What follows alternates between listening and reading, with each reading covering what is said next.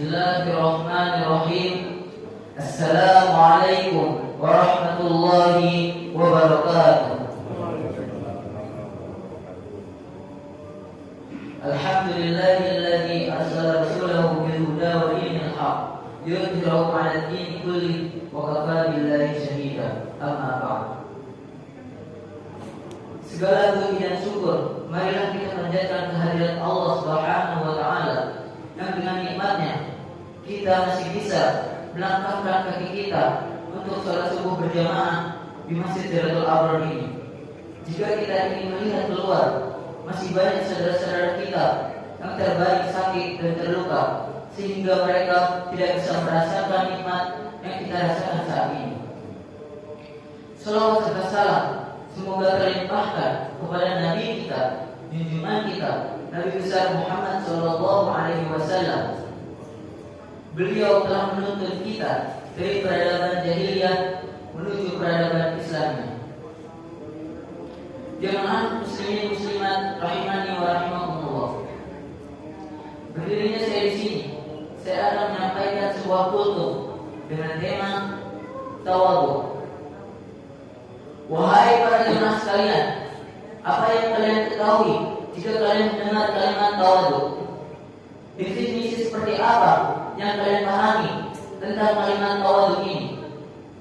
Maka pada kultum kali ini saya akan menjelaskan rangkaian definisi tentang kalimat tawadhu ini.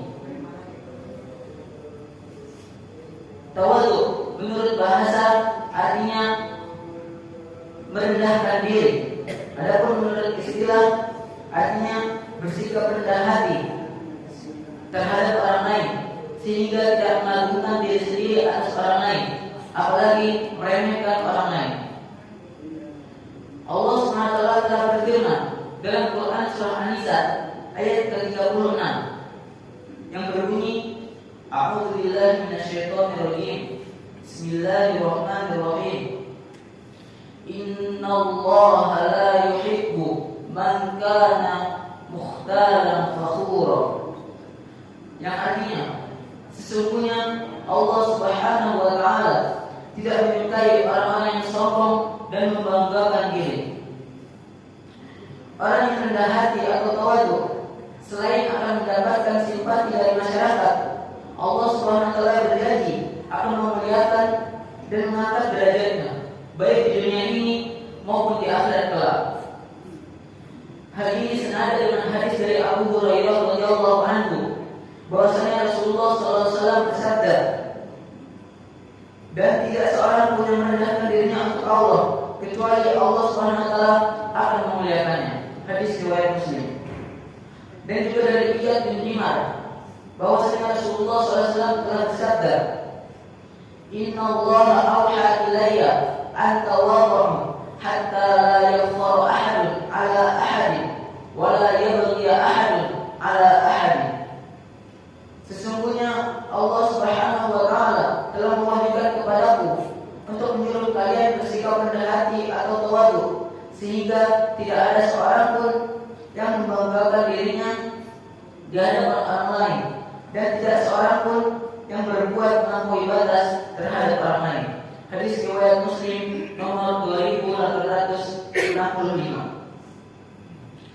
Hamba-hamba Allah yang rendah hati dan tawadhu adalah mereka yang berjalan di muka bumi ini dengan tenang, mantap, dan tidak menyombongkan diri. Andai kata kebetulan sedang diberi nikmat oleh Allah Subhanahu wa taala berupa kekayaan atau berupa ilmu atau berupa jabatan, maka ia tidak memamerkannya kepada orang-orang dengan tujuan untuk mengagungkan dirinya sendiri. Imam Asy-Syafi'i juga berkata, orang yang paling tinggi kedudukannya adalah orang yang tidak pernah menampakkan kedudukannya, dan orang yang paling mulia adalah orang yang tidak pernah menampakkan kemuliaannya.